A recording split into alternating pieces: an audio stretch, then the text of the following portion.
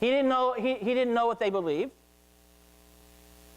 He just made an arbitrary assessment and judgment as a lost person. The lost do that all the time. It is a part of their psyche. They don't understand what they're doing. It's done in ignorance. But we are God's people. And when we get saved, we know what we're doing. And so we need to learn to show deference and love and encouragement to people who may be philosophically in disagreement with what we particularly do. And I'm talking about doubtful things. I'm talking about things where there's gray. I'm not talking about things that are doctrine. If you don't believe Jesus is the Son of God, you don't believe the Bible to be God's Word, you don't believe in heaven or hell, and by the way, you start to do what a man who I've preached about and I've talked about for quite some time, Joel Osteen. You go on YouTube and you look this up. This past week, publicly, Joel Osteen, he's got one of the largest, if not the largest church in America. It was a former football stadium, and it is packed with the controversy over Mormonism and over Romney and all this stuff that's going on. He mentioned publicly, now he influences all those people in that congregation as well as all the people who buy his books and watch him on national television. He said publicly that Mormons are Christian. That is so much ignorance, and anybody that is going to take that kind of stand, now I'm going to have an issue.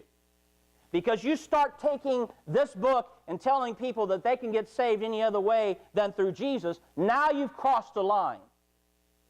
And so we as God's people, we can't show deference with doctrine. Now we can love people who may be lost, and we can love people who may doctrinally not believe some of the things that we believe in, but we cannot compromise that.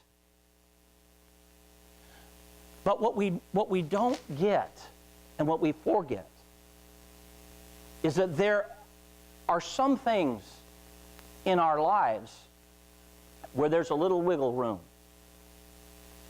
for love, for preference, for having a relationship, again, even though you don't philosophically agree with certain things. Here's case in point. Child rearing. I'm not going to take a show of hands, but I guarantee you that there are some in here that probably would be in disagreement of spanking. We did. But because you didn't doesn't mean that we wouldn't fellowship with you. That would be silly. There are people that they have differences of days, holidays. Some believe the Halloween's of the devil. Well, sometimes it's what you make it. I wouldn't, like get dressing up and being, pretending like I'm a satanic thing. I think that would be something I wouldn't do. But if somebody if they are in charge, if they own a fright house, and they don't see anything different, wrong in doing that, then you've got to learn to love those people. It's not just that holiday, but there are all kinds of different holidays. There's customs. We have people from every walk of life and all kinds of different nationalities. But we want everybody to be American.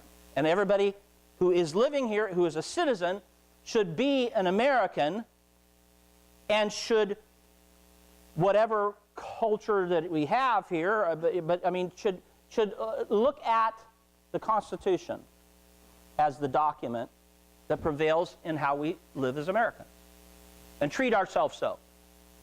Not come to America and decide that Sharia law is what should prevail in America and shame on the courts that have made that determination in state after state.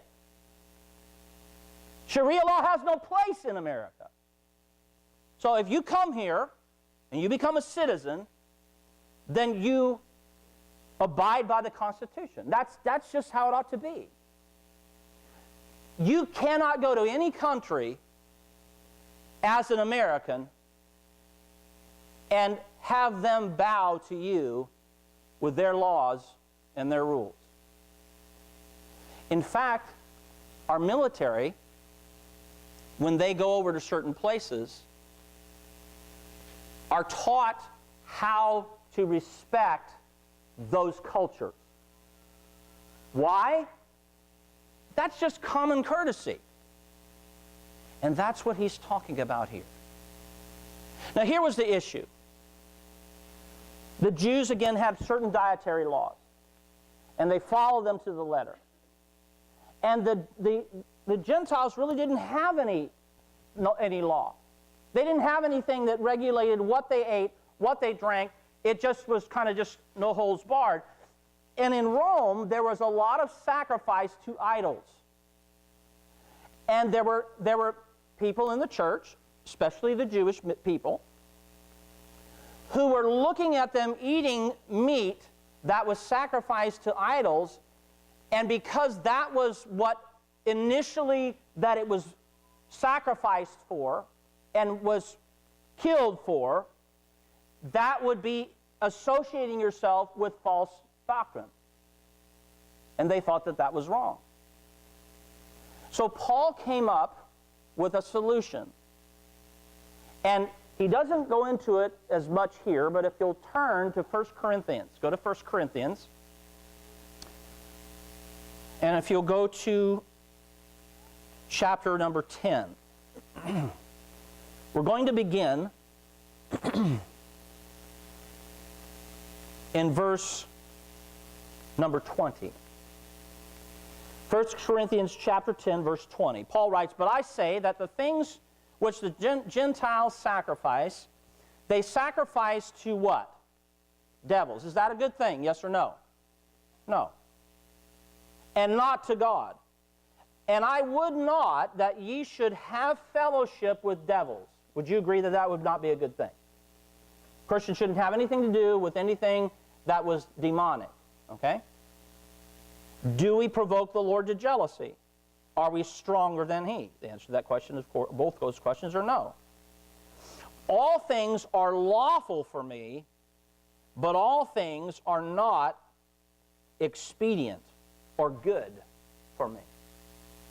So we have a lot of liberties now that we are saved, and in the New Testament, they didn't have in the Old Testament. And it was both Jewish people, Jewish believers, and Gentile believers that had difficulty with this whole dynamic. The Gentiles thought that the Jews were too stringent, and they didn't understand because, I mean, what do you mean you can't eat ham? And what do you mean you can't eat this animal? And why do you do these? They just thought that was ridiculous. But the Jews looked at what the Gentiles were doing as actually a blight to God and sinful. And neither position was correct. Christian liberty should never cross certain boundaries. And this is what Paul is saying. He says, all things are lawful for me, but all things are not expedient. All things are lawful for me, but all things edify not. There are certain issues, certain things that if you make an issue of it, don't build up the church, don't encourage people, but actually they do more damage, more harm than good. Let no man seek his own, but every man another's wealth. Now that's where the rubber starts to meet the road. Okay? To not show love for somebody who is in disagreement with you is very selfish. And we live in a selfish enough society without people that are in the church being selfish. We're not to seek our own. What's the title of the message? When in Rome, remember that we are the Lord's. We're His. And so it's living our life self-serving, living our life doing our own thing. That's not a biblical position. We're to live our life to please the Lord. And if what we do in how we treat one another as God's people, not loving them even when we're just in disagreement, we put ourselves in a very selfish position. Note verse 25. So the selfish position is seeking your own, but instead he says, but we are to seek every man another's wealth. Another's wealth. You mean we're to try to make people rich? No. This is talking about their benefit.